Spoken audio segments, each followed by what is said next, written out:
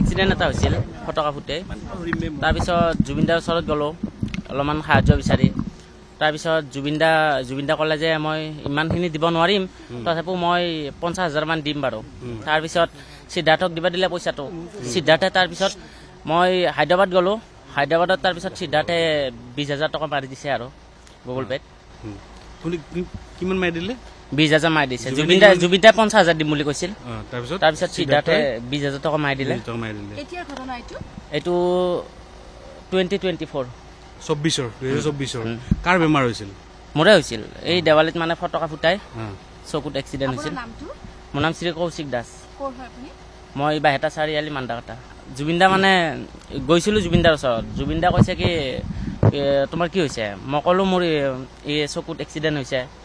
তাৰপিছত জুবিনদা ক'লে কি যে ইয়াত ইমান দেৰি কৰি লাভ নাই